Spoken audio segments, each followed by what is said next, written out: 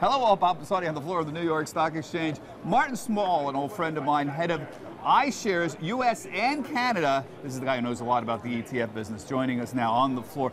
What a volatile week. Everybody's head spinning. One day you're down 600. Today we're going into the close. We're up 500. As a guy who watches ETF flows, what have you been seeing this week? Markets are punishing and selectively parsing uncertainty. That's economic growth. That's tighter financial conditions, it's peak earnings, it's everything. And so what we really see is people using ETFs very tactically to move big books of risk.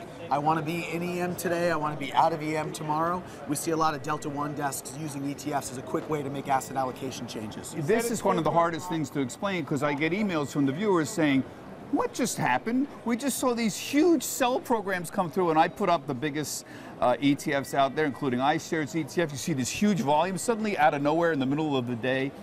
Is that what's going on here? You use the word tactical allocation. Are these like quant funds that come and move money in and out of the market depending on how their models are telling them? What causes this sudden volatility we've seen? I think we see two broad investor bases in ETFs. We see the long-term asset allocator, and they've been adding this year. We have $370 billion of new flows that have come into global ETFs. They don't care about the market. They don't care about the price. They're long-term asset allocators. And then we have tactical traders, hedgers. They use EM, high yield, these big industrial utilities where you can trade $1 billion a day and you can do it at the click of a button. So the important thing is the ETF business has now matured to the point where you get hedge funds, quant funds who are using them to go in and out of the markets. This is what's so fascinating. I think we're the only investment product that has positive network effects. The more people that come into our marketplace, hedge funds, fast money, pension funds, asset managers, the better the products work. And what do you say? Of course, you're getting a lot of the active managers who are jealous of the success of largely passive indexing funds associated with ETFs saying, well, this is a danger. Too many people are in all of these passive funds. They're not actively watching, and this could be a cause of volatility. What do you say to those kinds of critics? I say number one, our fastest growing client base is active managers who are using an ETF right alongside a total return swap or a futures contract.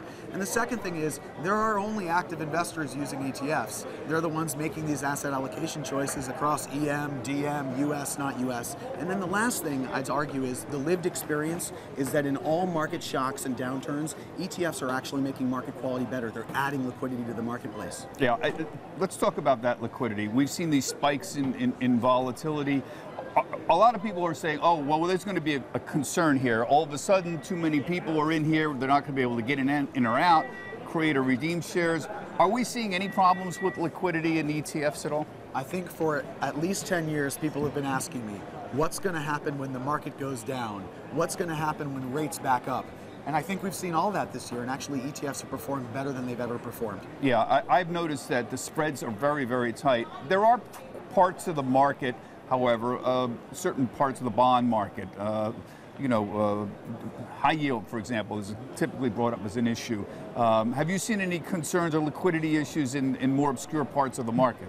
No, I think in high yield, for example, what we've seen is high yield bond ETFs trade $1 billion a day on exchange, 10 million shares. That's more than Walmart. We've seen $1 billion come out of funds, go back into funds, all with very seamless execution across the marketplace. It's actually adding liquidity to the high yield marketplace. Now, we talked last year about every month we had about $50 billion in inflows. We are now, what, $3.5 trillion in assets under management? $3.5 trillion here in the US, $5 trillion globally.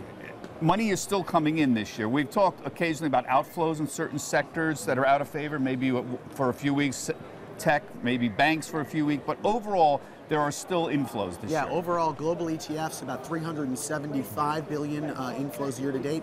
That's faster than 2016 levels, not at 17 levels. In the US, that's a little over 200 billion.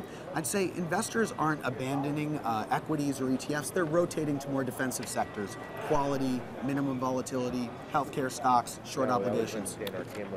Getting more tactical, in other words. It's nice to see that because, of course, the plain vanilla ones remain where a lot of the big money is, but there is some more sophistication.